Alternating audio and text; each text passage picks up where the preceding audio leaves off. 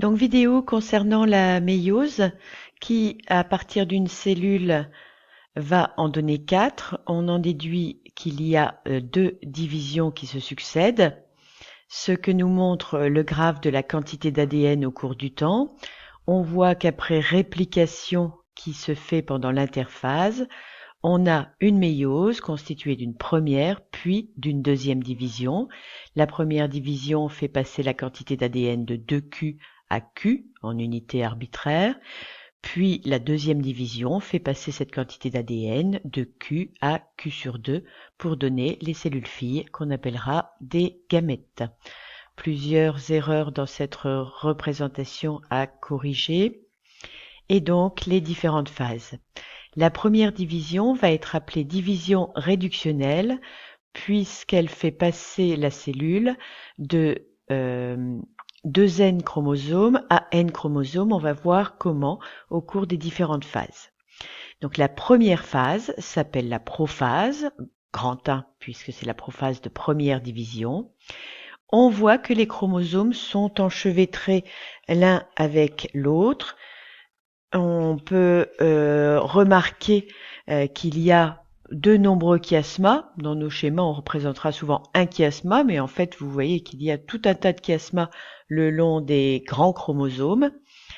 On peut donc schématiser cette phase ainsi pour montrer que l'ADN se condense et forme des chromosomes visibles.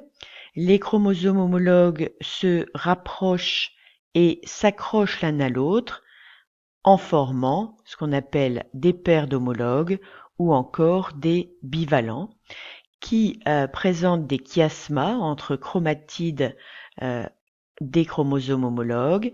Ceci est le bivalent numéro 21 parce que ce sont des petits chromosomes. Vous pouvez également annoter ce bivalent-là qui serait par exemple le bivalent numéro 1 puisque ce sont de grands chromosomes. Cette prophase est suivie comme en mitose par la métaphase. Méta veut dire milieu. Les chromosomes sont au milieu de la cellule, plus précisément les bivalents, se regroupent au milieu de la cellule. Les centromères se trouvent de part et d'autre du plan équatorial, qui est donc une ligne imaginaire que l'on place sur notre schéma. Et leur position est importante puisqu'elle va être responsable de brassage. Les chiasmas se présentent entre les bivalents. J'en ai représenté un ici et pas ici pour simplifier la représentation. Troisième phase, c'est l'anaphase 1. Les 2 chromosomes homologues de chaque paire se séparent, c'est-à-dire qu'ils s'éloignent vers les pôles, tirés par le raccourcissement des fibres du fuseau de division. La séparation est aléatoire, elle dépend du placement des chromosomes homologues en métaphase 1, comme on l'a dit précédemment. On passe ici d'une cellule à 2N chromosomes à 2 cellules à N chromosomes. Les cellules ne sont pas encore individualisées. C'est ce qui va se produire en télophase 1. On a 2 noyaux qui se forment. Donc les 2 cellules filles s'individualisent. Elles sont haploïdes car elles n'ont plus qu'un seul chromosome de chaque paire. L'ADN se décondense légèrement et l'enveloppe nucléaire se reforme autour de chaque noyau. Pour une cellule animale, il y aura étranglement de la membrane plasmique. Pour une cellule végétale, formation d'une paroi transversale, comme on le voit ici, puisque nous sommes dans une cellule végétale. Pour la suite des schémas, j'ai choisi de ne représenter que cette cellule. On passe donc maintenant à la deuxième division, qui est une division équationnelle, c'est-à-dire qui maintient le nombre de chromosomes.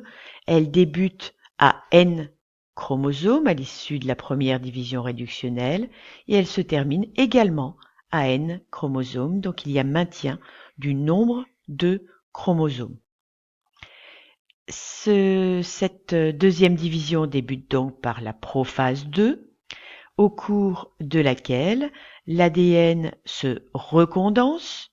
Ici, j'ai représenté des chromosomes encore un peu décondensés, donc en début de prophase, et l'enveloppe nucléaire disparaît progressivement. En métaphase 2, les chromosomes vont avoir leur centromère disposé sur le plan équatorial. On peut donc noter comme explication, les chromosomes à 2 chromatides se regroupent sur le plan équatorial de chaque cellule fille. C'est le centromère qui est sur le plan équatorial et les chromatides sont de part et d'autre de ce plan.